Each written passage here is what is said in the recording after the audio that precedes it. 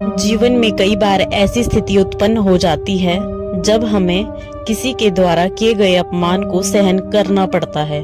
कई बार अपनी की गई गलतियों के कारण तो कई बार बिना बात के अपमानित होना पड़ता है।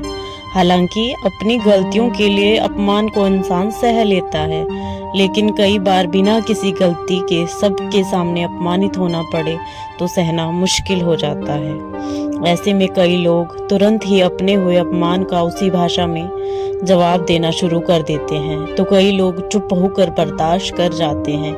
हालांकि कई लोग ऐसे होते हैं जिन्हें समझ ही नहीं आता कि इस परिस्थिति में क्या किया जाए।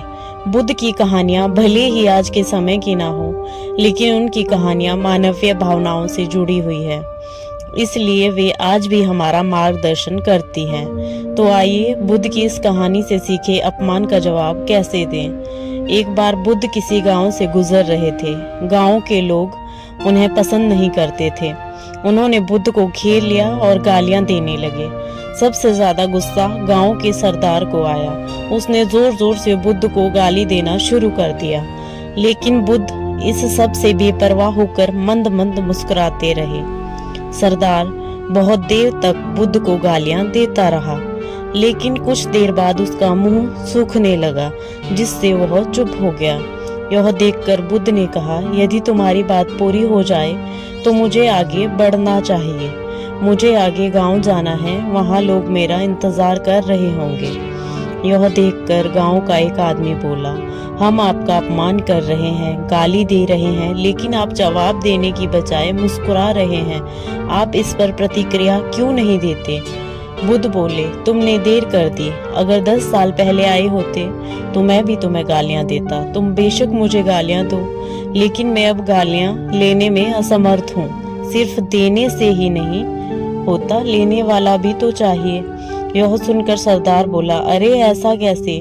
मैंने तुम्हें गालियां दी और पूरे गांव के सामने तुम्हें गालियां दी है, फिर इसे लेने या ना लेने का क्या मतलब? बुद्ध ने कहा, वत्स, मैं कल एक गांव में गया था।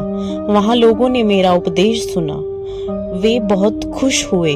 ग्राम प्रधान मेरे लिए मिठाइयां लेकर आए और मुझसे खाने का आग्रह करने लगे।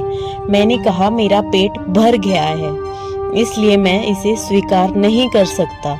यह सुनकर वह व्यक्ति मिठाई वापस लेकर चला गया, क्योंकि जब तक मैं कुछ ना लूं, कोई मुझे कैसे दे सकता है? इसमें मेरी सहमति तो आवश्यक है ना?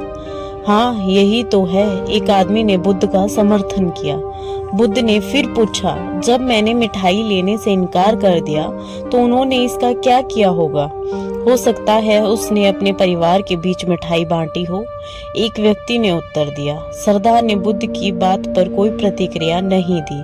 शायद वह कुछ सोच रहा था। बुद्ध ने कहा, मैं अपनी आंखों से देखता हूँ कि गाली एक कांटा है जो देने वाले और लेने वाले दोनों को क्रोध से पागल कर देती है। तो फिर तुम ही बताओ, मैं आंखों से भी कांटों पर कैसे चल सकता हूँ? आंखें रहते हुए मैं गालियां कैसे खा सकता हूँ? और होश में रहते हुए मैं क्रोध कैसे कर सकता हूँ? अतः मुझे क्षमा कर दो वत्स, मैं तुम्हारा उपहार स्वीकार करने में असमर्थ हूँ। इतना कहकर बुद्ध ने हाथ जोड़ दिए। इसका उस शख्स के पास कोई जवाब नहीं था। बुद्ध ने फिर कहा, मुझे तुम पर दया आती है वत्स। अरे, मुझे तो गुस्सा तभी आएगा जब मुझे ये गालियां मिलेगी, और जब मैं गालियां स्वीकार ही नहीं कर रहा हूँ तो क्रोध का प्रश्न ही नहीं उठता। बुद्ध की बात सुनकर सरदार लज्जित हो गया। उसकी आंखें भर आई। वह कुछ कहना चाहता था, लेकिन उसके होठों ने जवाब दे दिया, और जब उससे और सहन ना हुआ तो वह बुद्ध के चरणों में गिर गया। हम में से ज्यादातर लोग यही सोचते हैं कि हमारे दुखों का कारण कोई और है। किसी ने हमें बुरा कहा, बुरा बर्ताव किया या अपमान किया। ये सोचकर हम अपना बहुमूल्य समय बर्बाद करते हैं।